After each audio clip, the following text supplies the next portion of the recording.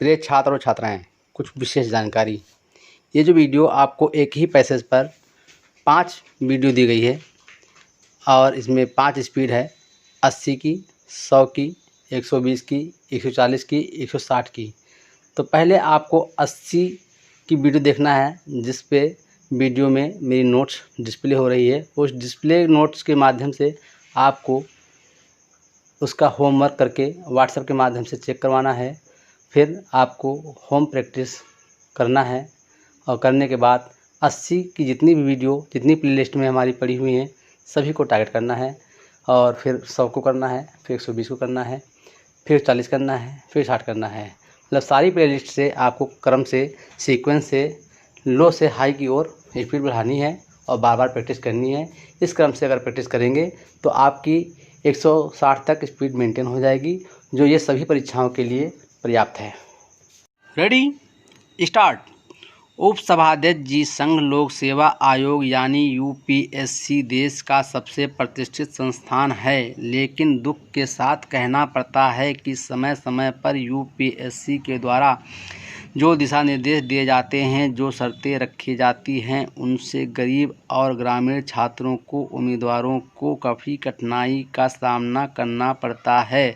जैसा कि आपको मालूम है, कुछ समय पहले यूपीएससी ने अंग्रेजी और हिंदी इन 2 भाषाओं को मुख्य भाषा के रूप में रखा था। जब सभी दल के लोगों ने विरोध किया, आपत्ति जताई गई, तो सभी क्षेत्रीय भाषाओं को भी उनमें जोड़ दिया गया। लेकिन पाली, जो एक ऐतिहासिक भाषा है और जो भगवान बुद्ध के समय की भाषा है, उसको छोड़ दिया गया है। महोदय, मेरा दूसरा मुद्दा है कि संघ लोक सेवा आयोग ने 1989 में परीक्षा पद्धति में व्यापक परिवर्तन किया था, जिसमें समस्त युवा भारतीयों को सरकारी नौकरियों में अवसर देने के लिए 3 अतिरिक्त अवसर और आयु सीमा में 2 साल की छूट दी गई थी। वो छूट 2010 तक जारी थी, लेकिन 2011 और 2013 में यूपीएससी द्वारा किए गए व्यापक परिवर्तन के बाद अब उन छात्रों को ऐसी कोई राहत नहीं दी गई है, उसे समाप्त कर दिया गया है। संघ लोक सेवा आयोग की 62वीं रिपोर्ट ये संकेत करती है कि परिवर्तन का सर्वाधिक दुष्प्रभाव हिंदी तथा अन्य क्षेत्रीय भाषाओं के विद्यार्थियों पर पड़ा है, जिससे उनका प्रतिनिधित्व घटकर 1/3 से भी कम रह गया है।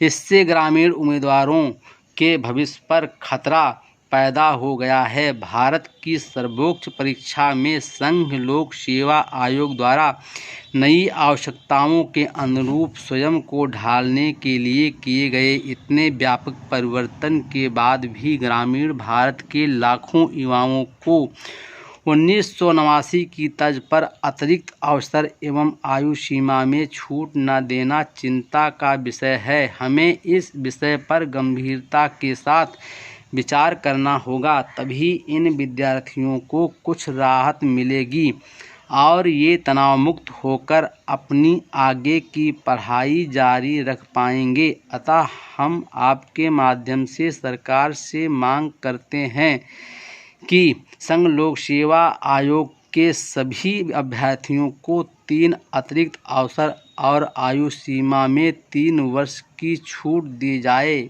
इसके साथ साथ पाली भाषा, जो एक ऐतिहासिक भाषा है, को मुख्य परीक्षा में शामिल किया जाए। इन्हीं शब्दों के साथ मैं अपना वक्तव्य समाप्त करता हूं और इस बात को प्रधानमंत्री जी तक आपके माध्यम से पहुंचाना चाहता हूं। महोदया, राष्ट्रपति जी ने कहा है कि देश में ग्रामीण क्षेत्रों में प्रतिभा ढूंढनी है। संसद में जब भी खेलों पर चर्चा होती है तो ओलंपिक का जिक्र जरूर आता है।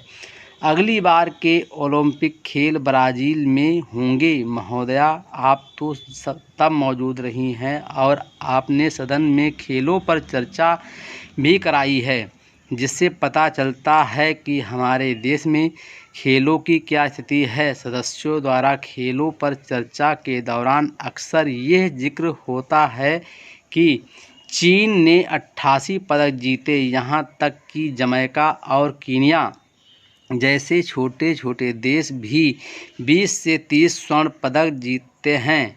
यहाँ पर पूर्व ओलंपियन बैठे हैं। हमारा 120 करोड़ की आबादी वाला देश एक स्वर्ण, एक रजत और कांस्य पदक ही ले पाता है। इसलिए प्रधानमंत्री जी ने और सरकार ने इस पर विचार करते हुए कैबिनेट में यह विषय रखा कि अगली बार ओलंपिक खेलों में देहातों से प्रतिभा लेंगे, क्योंकि शहरों में तो फिर भी खेलों के लिए सुविधाएं हैं लेकिन गांवों में नहीं है।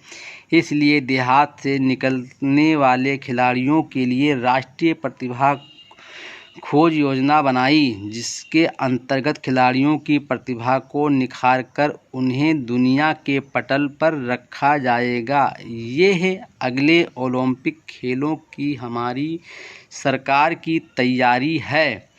मैं आपके माध्यम से इस सदन का ध्यान उत्तराखंड के संविदा पर कार्यरत दूरसंचार कर्मियों की ओर आकर्षित करना चाहता हूं। आपदाग्रस्त उत्तराखंड में रखरखाव एवं मरम्मत के लिए विभिन्न ठेकेदारों के माध्यम से लाइनमैन और कंप्यूटर कर्मी के पद पर संविदा आधार पर कर्मी रखे हुए हैं, जिनकी संख्या लगभग 1200 के करीब है। इन कर्मियों को ठेकेदार द्वारा मात्र 3500 रुपये वेतन दिया जा रहा है, जो कि बहुत कम है।